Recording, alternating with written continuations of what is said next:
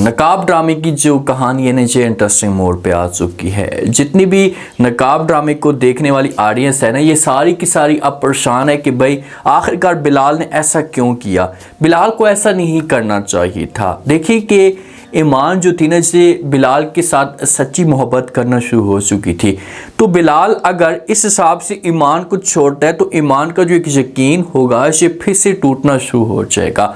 ईमान के दिल को तकलीफ तो पहुंचती है, लेकिन फिर भी ईमान अपने आप को एडजस्ट करने की कोशिश कर रही है। आज की भी हालत बहुत ज़्यादा ख़राब हुई पड़ी, तो क्या बिलाल जो होगा ये ईमान को मजबूर कर देगा, इसे जाकर बोल देगा कि भाई आप आज की तरफ जाना चाहती है तो जा सकती हैं। जो तैमूर है ना, तैमूर अभी भी ज़िद लेकर बैठा हुआ है और ये ज़ारा को भी धमकी देता है और अपनी फैमिली को, अपने वालिद को भी जाकर धमकी देता है कि भाई ईमान सिर्फ और सिर्फ मेरी है और ईमान कभी भी बिलाल की नहीं हो सकती। आने वाले साथ में क्या होगा, लास्ट एपिसोड तक इस ड्रामे की अब कहानी कैसे चलेगी। जिस दिन से आज के सामने ये सच खुलकर आया है कि भाई ईमान का किसी किस्म का कोई भी कसूर नहीं था, ये सारी की सारी जाल बचाने वाला सिर्फ और सिर्फ तैमूर ही था। तो उसके बाद आज को बड़ी तकलीफ़ होती है और ये फंक्शन के अंदर आता है और आकर ईमान से माफ़ी मांगता है। ईमान के आगे हाथ जोड़कर खड़ा हो जाता है, ईमान के सामने रिक्वेस्ट करता है कि ईमान प्लीज़ आप ये शादी मत करें, मैं आपके साथ मोहब्बत करता हूँ और मुझे अपनी गलती का एहसास हो चुका है। माफ़ी भी मांगता है। तो आगे से जब ईमान ये बात सुनती है तो अब ईमान की आंखें बता रही होती हैं कि ये नफरत करती जा रही है और ये आज की शक्ल भी देखना चाहती। लेकिन वहाँ पर जब बिलाल ईमान का हाथ छोड़ता है तो ईमान जब ये माहौल देखती है तो वो हैरान हो जाती कि बिलाल ऐसा क्यों कर रहा है। तो ईमान समझ जाती है और इसके दिल को तकलीफ़ होती है, लेकिन अपने आप को एडजस्ट करने की कोशिश करती है। माहौल जहाँ पर ठंडा हो जाता है, लेकिन जब ईमान जो होगी ये आज को बातें सुनाएगी, इससे इनकार करेगी, उसके बाद आज की जो हालत होगी ये ख़राब हो जाएगी। इसे डॉक्टर के पास लेकर जाएंगे, इसको एडमिट कर लेंगे, इसे मरने के करीब होगा। तो हो सकता है कि बिलाल जो वो फिर ईमान को मजबूर करे। अब ईमान जाती है अपनी फैमिली के अंदर, अपनी माँ के पास, इसके साथ जो दोस्त होती है ये भी मुलाकात करने के लिए आती है। तो ईमान खुलकर अपनी फैमिली को बताना शुरू कर देती है और कहती है कि जिस वक्त आद आया था, आज ने आकर माफ़ी मांगी और खुलकर अपनी मोहब्बत का फिर से इसने इज़हार किया। तो बिलाल ने मेरा हाथ छोड़ दिया था और जब बिलाल ने मेरा हाथ छोड़ा तो मुझे तकलीफ़ हुई और बिलाल ये समझना शुरू हो चुका था कि मैं फिर से आद की तरफ चली जाऊंगी। उसने मुझे इजाज़त दी कि मैं आद की तरफ जाऊं, लेकिन मैं कभी भी आद की तरफ नहीं जाना चाहती क्योंकि मैं बिलाल के साथ मोहब्बत करना शुरू हो चुकी थी। तो माँ जो होगी या दोस्त इसे समझाने की कोशिश करेगी और कहेगी जो कुछ भी होना था वो हो चुका है, आप बिलाल के साथ जाकर क्लियर बात करें, उसे समझाने की कोशिश करें। तो मुझे पूरा यकीन है कि बिलाल आपकी बात समझ जाएगा।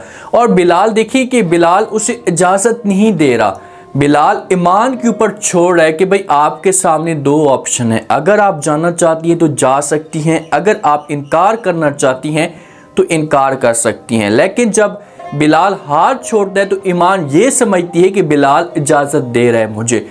तो जब ये लोग आपस में डिस्कस कर रहे होते हैं तो इतने में बिलाल भी आ जाता है और बिलाल ये सारी की सारी बातें सुन लेता है। अब ईमान का मूड भी ख़राब होता है, ये बिलाल के साथ सही तरीके से बात भी नहीं करती। तो बिलाल जो होता है, जब फैमिली यहाँ से जाती है, जो दोस्त होती है, तो उसके बाद बिलाल ईमान को समझाने की कोशिश करता है, प्यार से इसके साथ बात करते और कहते हैं कि जिन लोगों को हम अपना समझना शुरू कर देते हैं कि ये लोग हमारे अपने हैं और मुश्किल वक्त में हमारा साथ देंगे, तो जब थोड़ी सी हम लाइलमी करते हैं तो ये हमारी मोहब्बत को जो है वो मशकूक बना देते हैं। आप प्लीज़ परेशान मत हो और आपने जो कुछ भी समझा ऐसा कुछ भी नहीं है। मैं सिर्फ और सिर्फ आपको आपके ऊपर छोड़ रहा था कि अगर आज जो वो आपके करीब हो रहे हैं, आज की उस वक़्त गलती नहीं थी, अब जाकर आज को अपनी गलती का एहसास हो चुका है तो आपके पास ऑप्शन था। तो ईमान को यहाँ पर इनकार कर देना चाहिए, 100% इनकार कर देना चाहिए। अब देखेंगे आज की गलतियाँ क्या थी। आज अगर इतनी सच्ची मोहब्बत करता था या मोहब्बत के दावे करता था तो पहली बात तो ये है कि किसी की भी बातों के ऊपर यकीन ना करता, किसी की भी बातें ना मानता, क्योंकि ये सच्ची मोहब्बत करता था ना। ये ईमान के पास आता, आकर ईमान की बात सुनता, ईमान की बात सुनने के बाद फिर ईमान की बातों के ऊपर यकीन करता है, उसके बाद डिसीजन लेता। अब ये तो मोहब्बत नहीं है कि इसने सुनी सुनाई बातों के ऊपर यकीन कर लिया और आकर ईमान को बदकार कहने लग गया, ईमान के ऊपर इल्ज़ाम लगाने लग गया। ईमान ने इसके लिए क्या क्या खोया था और आज आकर दावे कर रहा है, तो कभी भी ईमान इसके पास ना जाए। अगर यहाँ पर बिलाल भी होता और बिलाल भी ईमान के ऊपर शक करता या इसके ऊपर इल्ज़ाम लगाना शुरू कर देता, तो बिलाल की भी सच्ची मोहब्बत ना होती। अब बिलाल की सच्ची मोहब्बत ये है कि ये किसी की भी बातों के ऊपर यकीन नहीं कर रहा। जो तैमूर होता है, तैमूर जो होता है, ये अब अपने दिल में ये बात बैठा देता है कि भाई चाहे जो कुछ भी हो जाए, ये कभी भी दोनों एक साथ नहीं रहेंगे और हर सूरत में मैं इनको जुदा करने की कोशिश करूँगा। ये चुप सा रहना शुरू कर देता है और अंदर अंदर से प्लान बना रहा होता है। माँ जब ये माहौल देखती तो माँ तो बड़ी खुश होती कि चलो शुक्र है हमारे बेटे को अपनी गलती का एहसास हो चुका है, ये सुधर गया और किसी किस्म की कोई भी जब ये मिस्टेक नहीं करेगा। तो माँ आती है, अपने हस्बैंड के साथ आकर बात करती है, जो तैमूर का वालिद होता है, उससे कहती है कि भाई मुझे ऐसा लग रहा है कि हमारा बेटा ठीक हो चुका है, ये ऐसा संभल रहा है। तो आगे से वालिद जब ये बात सुनता है तो ये जवाब देता है अपनी बेगम को, इससे कहता है कि भाई जो सांप होता है एक पल के लिए डसना छोड़ देता है, लेकिन वो कभी भी ये बात तो नहीं कि नहीं डसता, उसे जब भी मौका मिलता है तो वो डसने की ज़रूर कोशिश करता है। और मुझे ऐसे ही लग रहा है आप तैमूर के ऊपर यकीन नहीं कर सकते और ये कुछ ना कुछ बड़ा करने की कोशिश करे और इसके दिमाग के अंदर कोई ना कोई ऐसी बात जारी है जो आगे जाकर हमें नुकसान दे सकती है। तैमूर की माँ जब ये बात सुनेगी तो इसे इनकार कर देगी, ये समझाने की कोशिश करेगी, बोलेगी कि भाई ऐसी कोई भी बात नहीं है, अगर ऐसी कोई बात होती तो हमें पता लग जाता हमारा बेटा है और हमें इसे समझाना चाहिए मज़ीद ताकि मामला जो वो ख़राब ना हो।